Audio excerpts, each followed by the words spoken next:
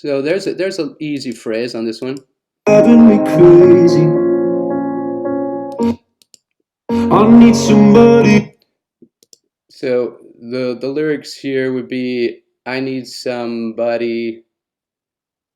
I just want to find that. I need somebody to heal, somebody to know.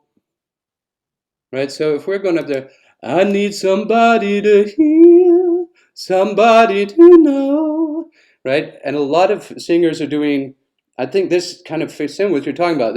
I need somebody to heal, somebody to know. And they're jumping all over the place and go, why can't I do this? So how can we use your approach to create better onset for this path? So, for example, you can, if you want that lowness in the beginning, then yes, use that oot type of a sensation inside. So, oot, oot, oot, la, to keep it instantly pushed down at the end. So, end it on a la sensation instead of that oot all the way up. I think this is also why when we hear operatic singing that it changes in vowel instantly when we go higher up. You do not keep that ah, it suddenly goes from ah to and so on. It's never going to stay the same vowel because these pressures are uneven a little bit, and they will always be a little bit uneven, in my personal opinion at least. So if you're listening to me, right, and if I sing, let's say I'm going to try, I need somebody to heal. I'm trying to maintain the subglottic pressure. Yes, exactly. So is it either or do I need to start with more supraglottic pressure? How do I optimize this phrase? So basically, on the first one, you can still begin on that ut. We can flip it at any time. So, for example, a flip would be something like this. I start on a growl and turn a growl into a rock sound. So, for example,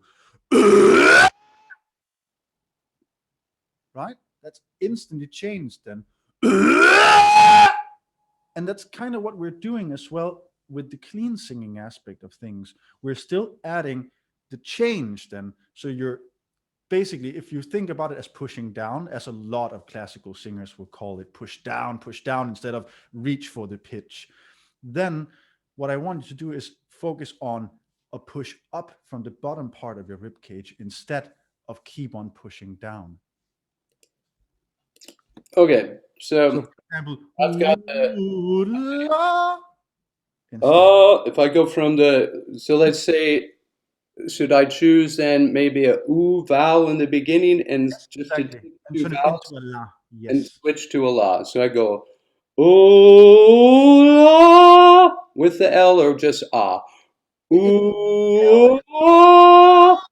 Yes, yes. If that's, we can always start in different ways. You can also say that you want to start in that brightness of the last pitch, right? So you can sing la throughout if you don't want that lowness. But it's always about what we like and what we, you know, it's not just saying, oh, you should sing it like this, you know.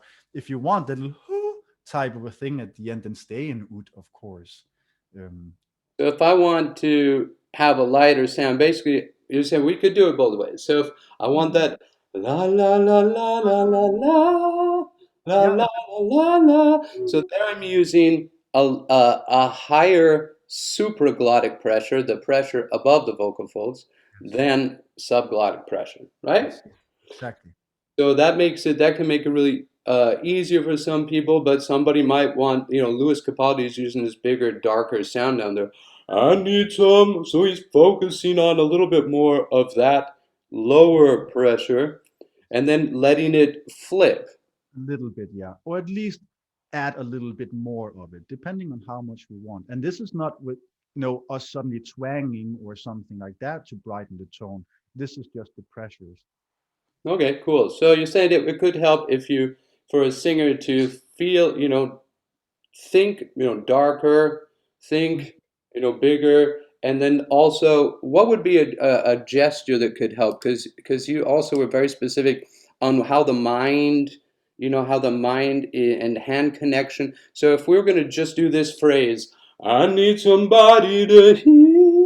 What kind of a hand gesture or could We can work? always, basically, as Heidi also mentioned so amazingly, the pinky is the one that's the closest to our two vocal folds. So if you lift the pinkies and or add the attention in them, even will activate this part a little bit, and it Wait, can wait, really. wait. That's cool. That's kind of crazy. So basically, it's like you're just gonna get the pinky out. Yes, yes, fancy drinking. Yeah. I need somebody to hear. I'm not sure. I believe that actually helped, but it's so new. I've never tried using pinky tension. So It's I don't really know. fun. If you're at home, try this out. Let's all try out with the pinky tension. We can do it like a hang loose, or you can think of drinking a drink with the pinky. So let's all try it out and see what works for you, and then you can put in the chat. I need somebody to hear, somebody to hold. I actually think it's working for me. Yeah, it's really fun why it does, but it's the closest you can get to the dorsal laryngeal motor cortex. That's your pinky. So that's really fun. I have some rappers now as well that want to keep their pressure correct and so on. They like have that finger a little bit up the whole time instead. It's really fun. Yeah, that's really cool. You can probably see, I mean, maybe this will be a fun thing for everybody to do, but when you're watching now singers, singing live on video, YouTube, whatever, It's a I've little. seen a lot of singers hold the mic Yes, like that. A yes. lot. And I think I've done it too, maybe subconsciously. I mean, this isn't really this change for me, register change, pressure change, really, it's not that difficult for me because I've been doing stuff like this for a long time. But I actually think that little pinky, I don't know, maybe it just distracted my brain or synced something up. It was very interesting. So that's really cool. So just to recap, if we can use the pinky to enhance higher pitches or enhance this sound quality. At least the sound quality. Pitch wise, you can of course discuss, but at least you're probably helping it a lot because the onset of your voice is as close as it can to that pinky in the dorsal laryngeal motor cortex, which is the onset inside our brain as well. So there's something happening there. Maybe it's correcting the pressures a little bit for us. That is also an option, of course. Yeah, we've got an interesting, got a nice comment from YouTube here, and I'll have to admit I don't know the research on pinky connection and vowels, but from let's see, just got from a user number here, but he says the pinky thing works only with an open vowel, but not with an e. Um, I don't know. What are your thoughts on that? Have you looked into that at all?